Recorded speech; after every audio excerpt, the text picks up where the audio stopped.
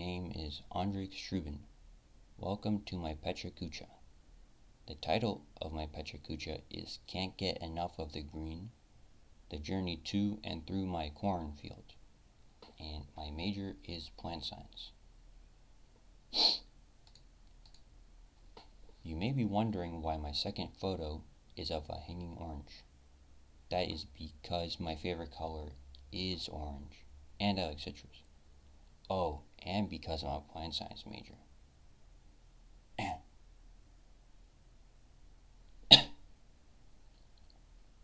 Since I was a kid, we went to botanical gardens.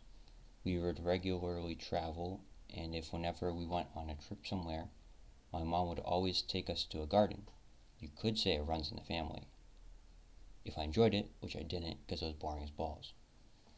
You need to be some sort of sociopath to have plants be your whole personality. Sure, I'm a plant science major, but I enjoy parts and fields of botany and biology, not the whole field of study. I'm not some tree-hugging plantphile. Just like my mom, who I believe mostly enjoyed the plants for the looks and smell, I like them instead for their uses and what they can bring to us. I mean, everything obviously has a beginning, and the earliest good and crazy wacky interest I can think of for myself will be my interest in conspiracies. Every tiny branch of our interest ultimately stems from some basic ideas.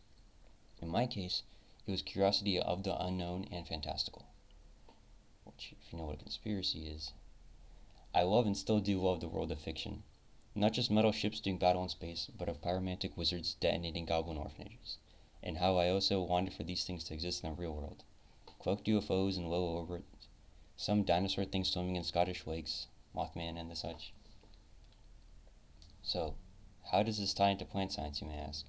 It doesn't. Anyways, I grew to realize that conspiracies really don't exist for the most part, especially pertaining to magic. But what is real is the metal behemoths we build. And if I couldn't prance around with pixies in a flower field, I could float weightless in infinite space, or walk upon Martian dunes. And so, I entered UF, with a major in aerospace. It was perfect. I love flying planes and simulators, I loved learning about aeronautics, and I simply loved the way planes look. And of course, every part of that also applied to rockets.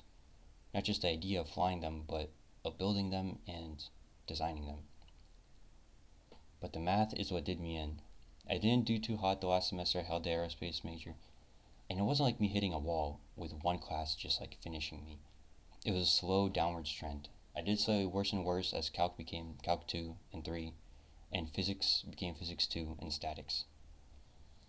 And it ultimately ended with everything falling apart, with any open door seeming to close, and me not being able to follow the path I held previously, or to find a new one. And now I understood how tough it was working towards a job you may enjoy and find easy and fun, and the path itself is most always the struggle, with classes that are grueling and require heavy dedication. But for me it was too late. But I didn't want to make my project's thesis about the loss of old majors and paths in life. I guess you could call it a lucky break, but thanks to those around me, I was given a second chance, in a major I loved just as much.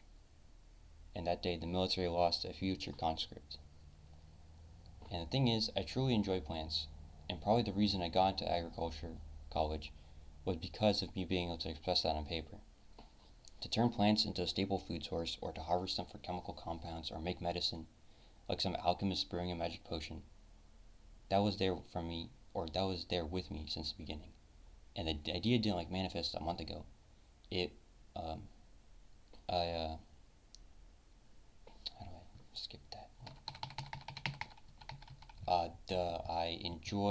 I've liked plants since, the fantastical conspiracies, the UF campus is great, the facilities here are awesome, lots of aerospace in the area. Many graduate to work in the field from here, and I could really see myself to continue both dreams here, with finding a job at NASA under plant science. I love reading books on adventures, exploring an unknown world, surrounded by magical plants, or of a stranded astronaut finding ancient alien ruins. And of course, though we are born too early to fly beyond our solar system, it's impossible for me to remove the dream from my mind. And though I could drop it, it will ultimately still stay in my head. I could explore what little of beyond Earth we can, and I could be up in space studying plants, both dreams realized. Though I said earlier I don't want to give up the dream, reality is harsh and I'm willing to accept that I probably won't be able to leave this blue bubble. Yet, I could still be a pioneer on Earth and create fantastical plants, growing a better world. And I don't mean my message to be of what every uni student babbles during every welcome ceremony into their college, like including preview for UF, with a spiel on finding your true calling, your true major, and how it's okay to spend a year and thousands of dollars on courses, because you clearly won't lose anything. What we study truly reflects our interest, or at least a facet of it. Sure, we work towards a career for success and money all the time, but also a great majority of us do it for something that we hold curiosity in. It's not like what we studied before was a lie, like a red herring that you chased in the previous major. If you said there wasn't something there that held your attention, you'd just be lying.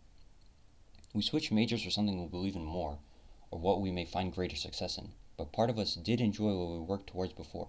The symbolism of a tree is very on topic and not funny, and I think a lightning bolt works a lot better. They grow downwards in many directions, but it's ultimately one fork of lightning that finds a path to least resistance and touches the ground. I don't know if this major will work out. Not only am I like 2 weeks into the curriculum, and I have yet to take a biology course or any class related to plants, but all I know is that I love growing them and I love chemistry. Yada yada, keep walking forward, you don't know what's over the next hill. And you see the quote on screen. I feel it in my heart.